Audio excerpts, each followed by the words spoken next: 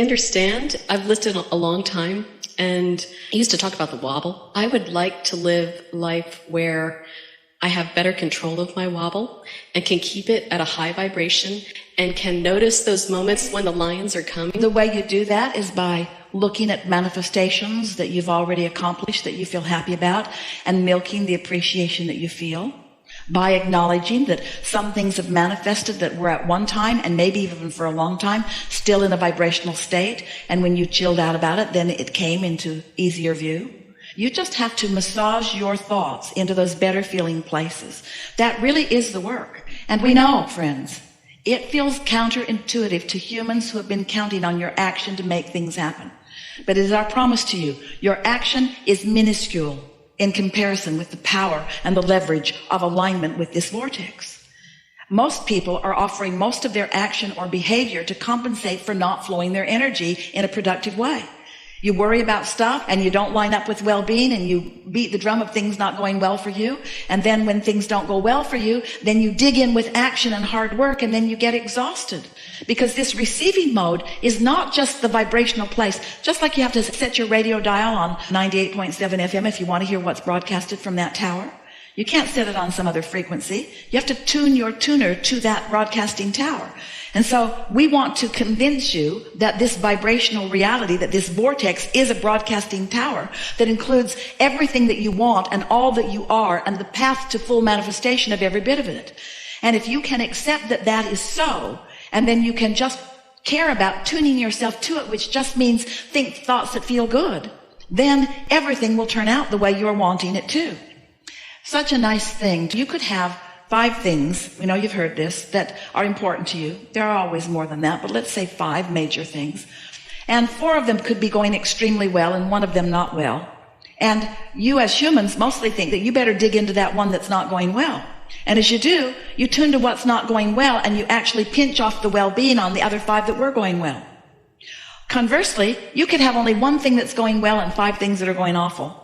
And you could focus upon the 1 thing that is going well, set your tone by your attention to that, and the other 5 would fall into alignment, because the receiving mode is the receiving mode. But when you believe that you have to work hard to compensate for inferiority or for past wrong deeds, or when you feel that you have to work hard in order to justify your existence, all of those things are so contrary to what your inner being knows about your readiness and your worthiness, that you get crosswise of the energy, and then you do offer more effort, and then you get tired. Where if you're feeling good about yourself and others, if you're looking for positive aspects, if you're counting your blessings, so to speak, looking for reasons to feel good, not having knee-jerk reactions to so many things, then you're in the receiving mode. But the receiving mode is also the replenishing mode. That's where your stamina comes from. That's where your clarity comes from. That's where your vitality comes from. That's where the good ideas come from. But most humans, we love you so much, you know what's coming next. You are reacting to things. So you're looking around, wanting to be objective, and that's a good thing because you got to sift in order to launch those rockets. But as you're looking around so often, instead of identifying what you want and running with it, you are having a reaction to what you don't want. And when you are reacting to what you don't want, then you're putting more emphasis on that. So you're actually often vibrating more in contrast to what you want than you are in harmony with what you want. Every subject's 2 subjects. What is wanted and the absence of it. So sometimes you're thinking that you're thinking about money when you're really thinking about not having enough of it. Sometimes you're thinking about having or getting or improving a relationship when often you're thinking about the absence of a relationship or something about the relationship that you've got that you don't want. And so if you don't introduce an understanding into this equation of what your emotions are telling you, then you can't guide your thoughts at those early subtle stages. And if you don't guide them at early subtle stages, then law of attraction is going to carry them into greater and greater momentum, where you believe then that you have to take action, but there's not enough action to compensate for that momentum that's going in opposition to what you want. So what's the answer? Chill out. The answer is be nicer to yourself. The answer is think more thoughts about yourself that feel good and about others too. The answer is don't work so hard. Give yourself a break. Get more rest. Be nicer to yourself. Do more of the things that feel good to you. That's the way you turn this around. You got to give yourself a break. You cannot demand yourself into alignment. You can't effort yourself into alignment. You've got to release. You've got to let go. You've got to let go of resistance. When you let go of that cork, we promise you it will flow, you see. So we've written a few books. And they are significant because they are the pieces that you are looking for. The first book of significance, Ask and It Is Given, in the back of it has 22 processes, each one offered to you to help you to release resistance. Each one offered to just help you release resistance. We don't need to teach you how to goose up your desire. You can't help that. But when you release resistance, then your desires become more dominant, more predominant. You see more evidence of them coming about. We would read the 22 processes in the back of that book if we were standing in your physical shoes.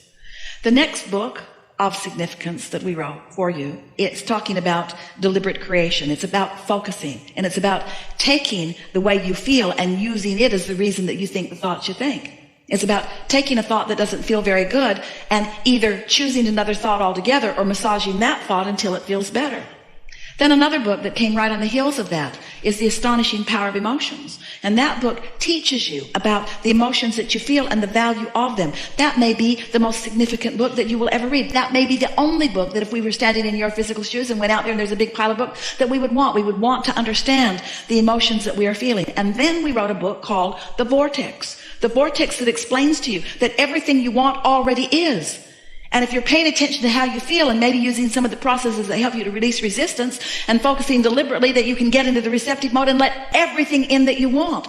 We haven't been offering these words to you just because we think you want to hear some words. We're answering the questions of how do you create your own reality? How do you create your own reality? By having thoughts that you think. The question is, and this is the question that we're really wanting to put to you, to all of you, are the thoughts you think thoughts that you're thinking because you're the creator of your own experience? Or the thoughts that you think, reactionary thoughts, because somebody else is having an experience that you're observing and you're having a knee-jerk reaction to what's going on? Because that's a big question. If you are reacting, then you have no control. You're like a cork bobbing on a raging sea. You have no control at all. So, what would we do? We'd put ourselves in bed tonight and we'd say, I am the creator of my own reality, and I like that. And then we would say to ourselves, and as I sleep tonight, momentum is going to subside. Because my thoughts are not going to be active and law of attraction is not going to be reacting to my thoughts. However, law of attraction is going to continue to react to the thoughts of my inner being who never sleeps. So the potential of me waking up in the morning, the probability of me waking up in the morning and the thoughts of my inner being about everything I want being dominant, very good possibility of that. In fact, it's a slam dunk. It's a sure thing. When I wake up in the morning, I'm going to feel the movement of what my inner being knows, and my beliefs are going to challenge it. But each time a belief challenges the path that my inner being has laid out for me to the success of joy that I seek, I'll feel some soft negative emotion. And when I feel it, I can adjust my thought right then and there. And if you will do that tomorrow, and the next day, and the next day, and the next day, it won't be 30 days before you will have bridged your beliefs to be more in harmony with what your inner being knows to be. And you're going to have evidence all around you. Evidence all around you of breakthrough after breakthrough. And you know what a breakthrough is? A breakthrough is you breaking through your own resistance. Only two ways to have a breakthrough. Either really get that train going so fast that it doesn't matter what the wall of resistance is, your train's going to break through it. That's hard on you and your train. Or, little by little, release the resistance so there is no hindrance to who you are and what you're asking for. So now you understand the way creation, deliberate creation works.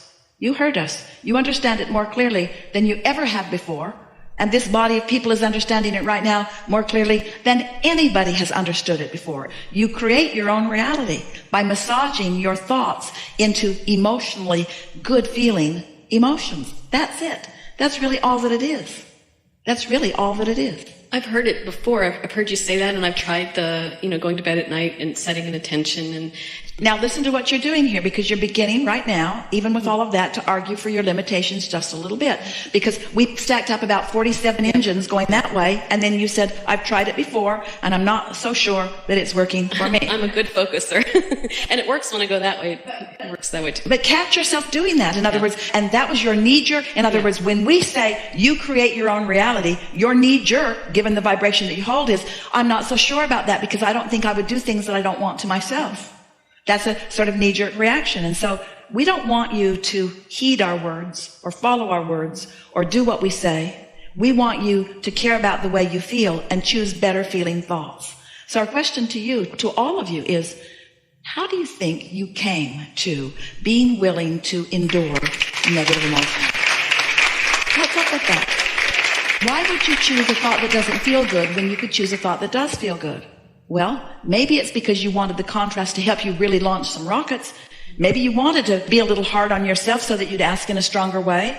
Maybe you wanted to deprive yourself of what you really want for a while so that you really care about it. Sometimes you do that to your kids. You say, no, wait till your birthday or wait till Christmas. I want you to really want this before you get it. Because then when you get it, you'll really like it.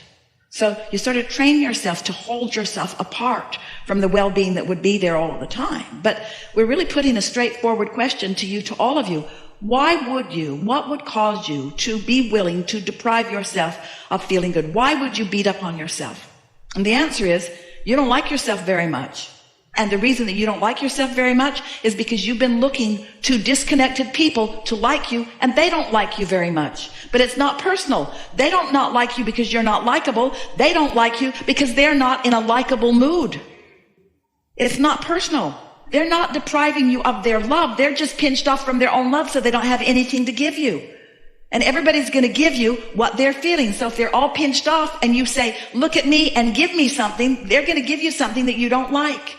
And then you're going to get used to what it feels like not to be liked. And all along, your inner being is loving you so much. Every time you're not being loved by someone, your inner being is loving you more because you're asking for it stronger. So the more Source loves you, and the more you don't let yourself feel the love of Source, and the more you look through cracks of others for them to love you, and the more you become dependent upon them, those flaky human friends, they're just not consistent. They're so fickle. Oh, they'll love you if you'll do everything that they want you to do. But boy, you better not let up for a minute, and their love for you will stop because it was contingent upon you pleasing them, because we love you so much. But you've got this backwards, and you've had it backwards for quite a while, haven't you? But when you get it turned around and you begin to accept that when I feel love, that means I've opened the conduit, and the love that is me is flowing through me. Not through me only to others, but through me and to me and through me. When you're loving someone else, do you know who receives the greatest benefit of your love? You do, because your valve's wide open and every cell of your body is resonating with the love that is flowing through you, you see.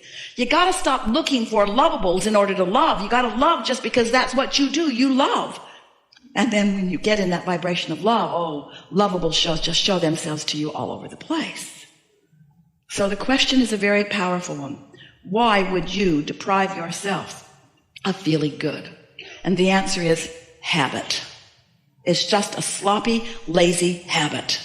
It's just letting somebody else who's not connected look at you and believe what they've got going on in their mind, when usually it doesn't have anything to do with you.